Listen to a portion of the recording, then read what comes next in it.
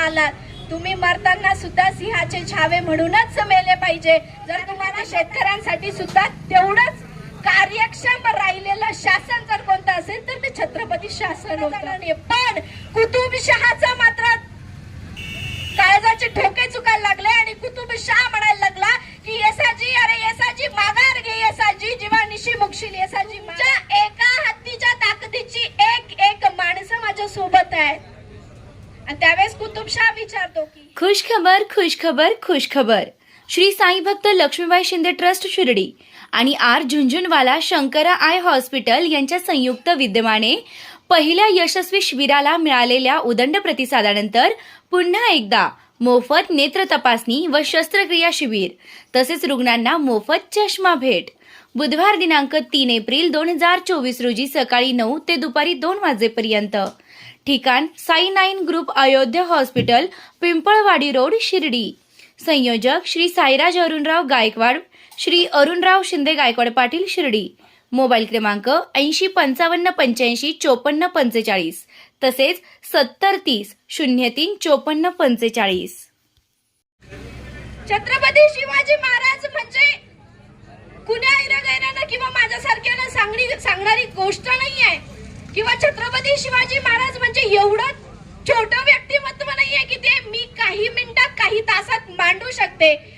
छत्रपती शिवाजी महाराजांचा इतिहास जर तुम्हाला एका वाक्यात सांगायचा झाला तर तो इतिहास असा आहे की आपल्या या सगळ्या अखंड आभाळाची कागद जरी केला आणि समुद्राची शाही केली, रक्ताची शाही केली, तरी तो इतिहास पुनरावृत्ती होऊन लिहिता येणार नाही. एवढा अखंड प्रबळ इतिहास आपल्या या महाराष्ट्राला लाभला तो छत्रपती शिवाजी राजांमुळे. छत्रपती शिवाजी महाराजांच्या काळात छत्रपती शिवाजी महाराजांचा इतिहास अभ्यासताना प्रामुख्याने ज्या काही गोष्टी लक्षात येतात त्या सगळ्यात महत्त्वाचं म्हणजे सर्व गुण संपन्न असणारा राजा जो काही असेल तो छत्रपती शिवाजी महाराज आहेत. प्रभू रामचंद्रांनंतर जर कोणी तसा राजा झाला असेल तर फक्त आणि फक्त छत्रपती शिवाजी महाराज आहेत. प्रभू रामचंद्रांनंतर रामराज्यानंतर जर कोणतं राज्य उभं राहिलं असेल तर ते फक्त आणि फक्त हिंदवी स्वराज्य आहे. मग या सगळ्या गोष्टीचा अभ्यास करत असताना अशा कोणत्या गोष्टी आहेत की ज्या आमच्या मनावर खरंच भार घालतात की जेणेकरून आजही एवढे वर्ष संपन्न झाले तरी सुद्धा आजही छत्रपती शिवरायांची जयंती तेवढ्याच दिमाखात, तेवढ्याच डामाडौलाने आणि तेवढ्याच उत्साहाने साजरी केली जाते.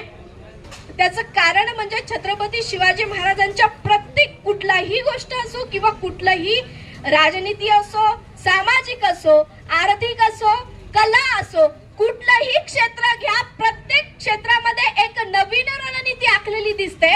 छत्रपती शिवाजी महाराजांच्या पहिल्या पानापासून शेवटच्या पानापर्यंत इतिहास जर वाचला तर पूर्ण इतिहासामध्ये एक खेळी डबल खेळलेली दिसत नाही, एक रणनीती पुन्हा आखलेली दिसत नाही. प्रत्येक वेळेस वेगळी रणनीती आखणं, प्रत्येक वेळेस वेगळं नियोजन करणं आणि ते नियोजन सफल कसं होईल म्हणून माणसांची योग्य निवड करणं, या सगळ्या गोष्टी सुद्धा छत्रपती शिवाजी महाराजांच्या शिवचरित्रातून घेण्यासारख्या आहेत. मी आता बोलून गेले की माणसांची निवड छत्रपती शिवरायांची खूप सुंदर होती. माणसांची निवड कशी करत होते तर कुतुबशहाचा एक सुंदर प्रसंग आहे की जो खरंच मनाला भावणारा आहे. कुतुबशहाच्या भेटीला राजा निघालेले आहेत. राजांची पालखी जी आहे ती जात जात वाळवंटापर्यंत पोहोचलेली आहे आणि वाळवंटामध्ये पालखीला विसावा द्यावा, थोड्या वेळासाठी पालखी थांबवावी म्हणून पालखी त्या ठिकाणी वाळवंटात थांबलेली आहे. थांबलेली असताना ही बातमी कुतुबशहापर्यंत जाते. कुतुबशहाला कळतं की हिंदवी स्वराज्याचा जो राजा आहे छत्रपती शिवाजी महाराज आहेत ते आपल्या भेटीला येत आहेत. आणि त्यावेळेस कुतुबशाह शत्रू असताना सुद्धा स्वतः काही पावलं चालत, काही मैल चालत छत्रपती शिवरायांच्या पालखीपर्यंत येतो आणि त्यांच्या पालखीला स्वतः खांदा देतो. स्वतः खांदा देऊन ती पालखी कुतुबशहाच्या दरबारात जाते. कुतुबशहाच्या दरबारात पालखी गेल्यानंतर कुतुबशाह घरी आल्यानंतर जसं पाहुण्यांचं आदरातिथ्य होतं अगदी त्या पद्धतीने छत्रपतींचं आदरातिथ्य झालेलं आहे. आणि त्यानंतर कुतुबशाह छत्रपती शिवरायांना आपला दरबार दाखवायला सुरुवात करतो. तो दरबार दाखवत असताना कुतुबशाह खूप मोठ्या गर्वाने सांगत असतो की माझ्याकडे एवढं हत्तीदळ आहे, माझ्याकडे एवढं घोडदळ आहे, माझ्याकडे एवढं पायदळ आहे, माझ्याकडे एवढं सैन्यदळ आहे या सगळ्यांचा कारभार मी स्वतः चालवतो, हे कुतुबशाह सांगत होता. आणि त्यावेळेस छत्रपती शिवरायांचं एकच वाक्य आहे की अहो तुम्ही काय सांगता, माझ्याकडे एवढा हत्ती दळ आहे, एवढा घोडदळ आहे, एवढं सैन्य दळ आहे, तुमच्या एका हत्तीच्या ताकदीची एक माणसं माझ्या सोबत आहे. आणि त्यावेळेस कुतुबशाह विचारतो की हे जे काही तुम्ही विधान केलं याला पुरावा काय आहे, जर तुमच्याकडे तशी माणसं असतील तर दाखवून द्या. आणि त्यावेळेस त्यांच्या सोबत होते यसाजी कंक. त्यांनी सांगितलं की आजही माझ्यासोबत तुमच्या हत्तीच्या ताकदीचा माणूस आहे. आणि त्यावेळेस कुतुबशाह म्हणतो की जर तुमच्याकडे हत्तीच्या ताकदीचा माणूस असेल तर नक्कीच आमच्या हत्तीची आणि तुमच्या माणसाची झुंज व्हायला काही हरकत नाही. आणि त्यावेळेस राजा येसाजी कंकाच्या पाठीवर थाप देतात आणि लढ येसाजी म्हणतात आणि येसाजी रणांगणात उतरतो आणि तिकडून कुतुबशहाने मदमस्त केलेला हत्ती सोडला जातो. हत्ती रणांगणात येतो, इकडून येसाजी कंक रणांगणात उतरतात. हत्ती येसाजी कंकांकडे बघतो, येसाजी कंक हत्तीकडे बघतात, दोघांची नजर एक होते, रणसंग्राम सुरू होतो. आणि अशा वेळेस छत्रपती शिवाजी राजे मात्र बिनधास्त आहेत, कारण त्यांना माहिती आहे की माझ्या विश्वासाला तडा जाणार नाही. पण कुतुबशहाचा मात्र काळजाचे ठोके चुकायला लागले आणि कुतुबशाह म्हणायला लागला की येसाजी, अरे येसाजी माघार घे, येसाजी जेव्हा निशी मुक्षील, येसाजी माघार घे. आणि त्यावेळेस येसाजी सांगतात की जो माघार घेईल तो छत्रपतींचा मावळाच नाही, अरे मरेल पण शरण जाणार नाही. आणि त्यावेळेस येसाजी कंकांनी आडवी तलवार उभी केली. येसाजी कंकांची म्याणामध्ये असणारी तलवार नंगी तलवार उपसली गेली आणि तलवार जाऊन कुतुबशहाच्या हत्तीच्या सोंडेवर बसली. मदमस्त असलेला कुतुबशहाचा हत्ती तिथे गारद झाला आणि कुतुबशहाचा गर्व जो काय आहे तो मातीत मिळाला. माणूस तुम्ही असाल. आपली श्रीमंती म्हणजे आपण कमवलेली माणसं असतात, आपण कमवलेली धनसंपत्ती नव्हे. हे ज्याला कळालं त्याला छत्रपती शिवरायांचा इतिहास कळाला. छत्रपती शिवरायांच्या इतिहासामध्ये अजून काय पाहिलं? छत्रपती शिवरायांच्या इतिहासामध्ये स्त्री संरक्षण पाहिलं. छत्रपती शिवरायांनी आपल्या वाङ्मयापासून, आपल्या अध्यात्मातून आपल्याला जे काही बाळकडू मिळालं, आपला वाङ्मय असो, आपल्या अध्यात्म असो, तुकाराम महाराजांचं बाळकडू असो, या सगळ्या गोष्टींचा अभ्यास करून या सगळ्या गोष्टींनी स्त्री संरक्षण कसं प्रबळ करता येईल याच्याकडे प्रकर्षाने लक्ष दिलेलं दिसतं. कारण आपण नेहमी, मी पहिलेही सांगितलं की जिच्या हाती पाळण्याची दोरी ती जगात उद्धारी. जगाचं कल्याण जर करायचं असेल तर जिच्या हाती पाळण्याची दोरी आहे ती सुद्धा तेवढीच संरक्षित झाली पाहिजे, तिला सुद्धा तेवढंच संरक्षण भेटलं पाहिजे. कारण ज्या वेळेस राक्षसांचा सामना करत असताना देव राक्षसांसोबत रणसंग्राम करत होते, देवाचं आणि राक्षसांचं युद्ध चालू होतं, त्यावेळेस सुद्धा देवाने हात टेकले आणि जिला खऱ्या अर्थाने प्रार्थनेने प्रकट केलं आणि जिला प्रार्थना करून राक्षसांचा संहार करायला सांगितला, राक्षसांना संहार करून ही धरती जी काही आहे ती देव दैत्यभूमी नाही तर देवभूमी करायला सांगितली. ती सुद्धा कालिका जी काही आहे ती सुद्धा स्त्रीच आहे. स्त्रियांचं संरक्षण एवढं महत्वाचं आहे हे छत्रपतींनी त्या काळात ओळखलं. म्हणून मुघल काळात मुघलांच्या ज्या काही टापा येत होत्या, मुघल जे काही पिकांची नासाडी करत होते आणि पिकांची नासाडी करताना आपल्या बापाची अमानत असल्यासारखं आपल्या घरातल्या लेकी बाळी उचलून नेत होते, या गोष्टी कुठेतरी थांबल्या पाहिजे. म्हणून छत्रपती शिवरायांनी सुद्धा स्त्री संरक्षण एवढं बलाढ्य केलं होतं की जिच्यावर बलात्कार केला जात होता, जिच्यावर अन्याय अत्याचार केला जात होता, त्याला भरचौकात भरवेशीत चौरंग्या केला जात होता, कुणाचा कडेलोट केला जात होता, कुणाला हत्तीच्या पायी दिलं जात.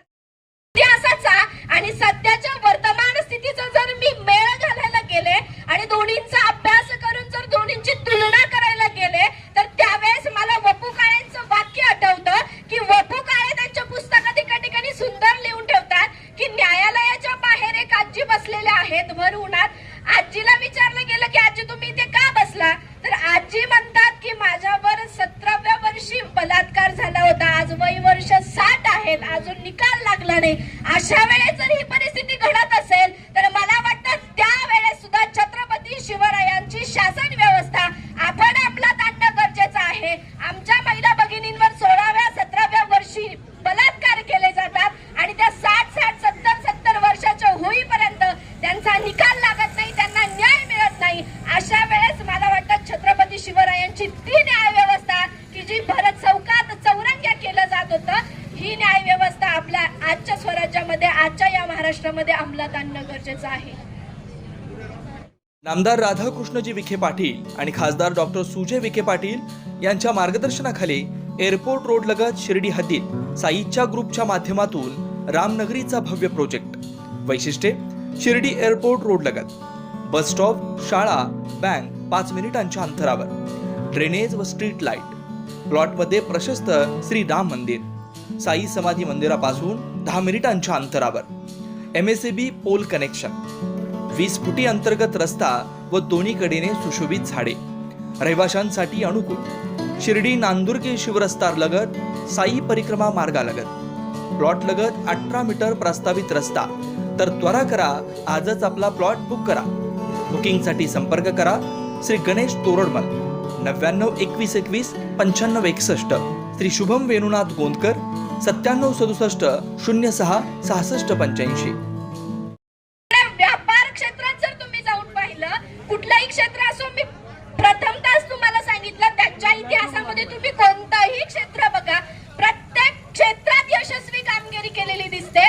व्यापार क्षेत्रामध्ये जर तुम्ही गेलात तर व्यापार क्षेत्रामध्ये समुद्र मार्गाने मिठाची व्यापार चालू होती. ज्या काळामध्ये आपल्यासारख्या सामान्य लोकांना इंग्लिशचा माहित नव्हता, त्या काळामध्ये साल्ट स्प्लिट नावाची योजना छत्रपती शिवाजी महाराजांनी राबवली. साल्ट स्प्लिट हा जो काही आहे हा इंग्लिश शब्द आहे आणि या इंग्लिश शब्दाचा जी काही संकल्पना आहे ती त्यांनी एका उपक्रमाला दिली आणि त्याच्यावरनं खरंच आपल्याला खरंच विचार पडायला हवेत की त्या काळात सुद्धा त्यांचं इंग्लिशवर सुद्धा प्रभुत्व किती असावं. आणि साल्ट स्प्लिट नावाच्या योजनेअंतर्गत त्यांनी मिठाची मिठागृह समुद्रकिनारी केली आणि मिठाचा व्यापार या साल्ट स्प्लिट नावाच्या योजनेअंतर्गत पार पडत होता. मग शेतकऱ्यांचाही तसंच. तुम्ही शेतकऱ्यांसाठी राबवलेल्या योजना जर बघायला गेला, सगळं सुजलाम सुफलाम चालेल, परंतु छोट्या शेतकऱ्यांवर अन्याय होता कामा नये म्हणून स्वराज्य नावाच्या संघटनेअंतर्गत, संस्थेअंतर्गत त्यांनीच उभारलेल्या या संघटनेअंतर्गत छोट्या शेतकऱ्यांना बियाणं पुरवली जात होती. मोठ्या शेतकऱ्यांकडून कर वसुली करून त्यातून छोट्या शेतकऱ्यांना मदत केली जात होती. आणि म्हणून मला वाटतं की छत्रपती शिवरायांच्या काळामध्ये शेतकरी सुद्धा समाधानाचे ढेकर देत होता आणि त्या काळात शेतकऱ्यांची आत्महत्या झालेली दिसत नाही. त्याचं एकमेव कारण म्हणजे शेतकऱ्यांसाठी सुद्धा तेवढंच कार्यक्षम राहिलेलं शासन जर कोणतं असेल तर ते छत्रपती शासन होतं. शेतकऱ्यांसाठीची मदत असो, त्यांच्यासाठी पाणी तलाव असो, बंधारे असो, बंधारा बांधण्याचं काम असो, हे सगळं काम जे काही आहे ते छत्रपती करायला लागलो आणि करायला हवं. ते केलं तर खऱ्या अर्थानं खरा जो महाराष्ट्र आहे तो उभा राहील. आणि त्यासाठी हे जे काही काम करणं गरजेचं आहे त्याचं कर्तव्य आता तुमच्या माझ्या खांद्यावर आहे. ज्यावेळेस जंगलातल्या सिंह असतो, जंगलातल्या सिंहाची मादी असते सिंहीण, त्या सिंहिणीचं एक वैशिष्ट्य मला खूप आवडतं की ती ज्यावेळेस आपल्या पिल्लांना जन्म देते, पिल्लांना जन्म दिल्यानंतर ती काही अंतरावर त्यांच्यापासून दूर जाऊन बसते. काही अंतरावर त्यांच्यापासून दूर जाऊन बसल्यानंतर जन्म दिल्या पिल्लांना जन्म देते आणि जन्म दिल्यानंतर लगेचच काही अंतरावर जाऊन बसते. तिचा एकमेव हेतू हाच असतो की तुम्हाला दूध प्राशन करायचं असेल तर तुम्ही चालत माझ्यापर्यंत यायला हवं. आणि ती त्याच्यासाठी काही अंतरावर जाऊन बसलेली आहे. आणि त्यावेळेस पिल्ला धडपडत धडपडत दुधासाठी आईकडे जाण्याचा प्रयत्न करताय. एक एक करून पिल्लू, आत्ताच जन्मलेलं पिल्लू आहे, आत्ताच जन्मलेले सिंहाचे बछडे आहेत, त्यांना दुधासाठी आईपर्यंत जायचंय. एक पिल्लू उठून हळूहळू धडपडत धडपडत पडतंय उठतंय, पडतंय उठतंय, अशा गोष्टी करत करत ते आईपर्यंत जाते. एक एक करून एक एक पिल्लू आईपर्यंत जाते. परंतु जे पिल्लू आईपर्यंत गेलंच नाही, ती आई तिथून झेप घेऊन त्याच्या नळीचा घोट घेते आणि स्वतःच्या लेकराला जन्म दिलेली आई स्वतःच्याच लेकराच्या नळीचा घोट घेते. याचा मागचा एकच हेतू आहे की तुम्ही सिंहाचे छावे म्हणून जन्माला आलात. तुम्ही मरताना सुद्धा सिंहाचे छावे म्हणूनच मेले पाहिजे. जर तुम्हाला स्वतःच्या पायावर उभं राहून माझ्यापर्यंत येण्याची क्षमता नसेल तर तुम्हाला जगण्याचा सुद्धा अधिकार नाहीये. हे ती सिंहीण जन्मल्या तिच्या लेकराला सांगत असते. मला वाटतं आमच्या या हिंदवी स्वराज्यामध्ये वावरणाऱ्या प्रत्येक वाघिणीनं आपल्या लेकराला जर असं शिक्षण दिलं